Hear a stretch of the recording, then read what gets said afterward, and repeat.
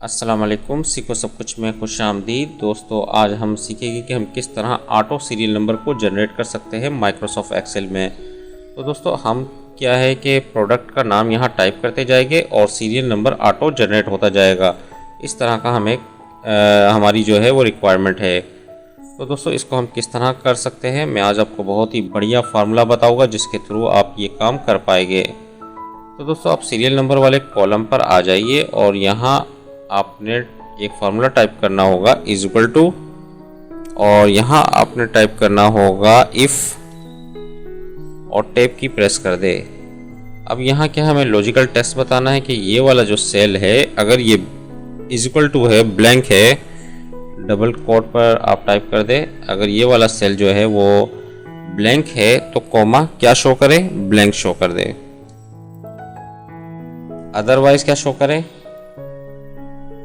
यहाँ हम एक और फार्मूला लगाएंगे रो का, और टैब की मैंने प्रेस किया, यहाँ मैंने टाइप किया 1 कोलन 1 और ब्रैकेट को मैंने क्लोज करा दिया। तो दोस्तों, इस फार्मूले का मकसद क्या है कि अगर यहाँ जो है ये वाला सेल इज इक्वल टू है ब्लैंक के, अगर यहाँ कुछ नहीं है तो ये ब्लैंक शो कर देगा।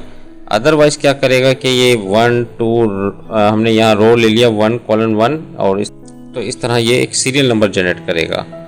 तो जैसे ही मैं एंटर करता हूँ तो आप देखेंगे कि इस वक्त ये ब्लैंक आ गया क्योंकि यहाँ कुछ भी नहीं है। यहाँ मैं अगर टाइप करता हूँ कीबोर्ड,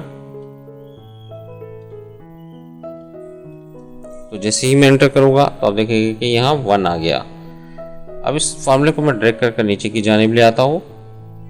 अब यहाँ मैं जितनी भी प्रोडक्ट टाइप करता रहूँगा और सीरियल नंबर क्या है ऑटो जनरेट होता रहेगा। मैंने यहाँ माउस लिखकर एंटर किया तो आप देख रहे कि सीरियल नंबर 2 आ गया। इस तरह यहाँ मैं LCD टाइप करता हूँ तो आप देखेंगे कि सीरियल नंबर 3 आ गया। अब यहाँ मैं टाइप करता हूँ स्पीकर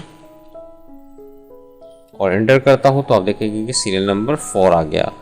तो इस तरीके से आप ऑटो सीरियल नंबर को जनरेट करा सकते हैं माइक्रोसॉफ्ट एक्सेल में। तो दोस्तों, उम्मीद है कि वीडियो आपको बहुत पसंद आई होगी। लाइक और सब्सक्राइब करना मत भूलिएगा। दोस्तों, मेरे चैनल को सब्सक्राइब ज़रूर कीजिए ताकि कोई भी नई वीडियो आए तो उसका नोटिफिकेशन आपको मिलता रहे। Thanks for watching. अल्लाह हाफिज़।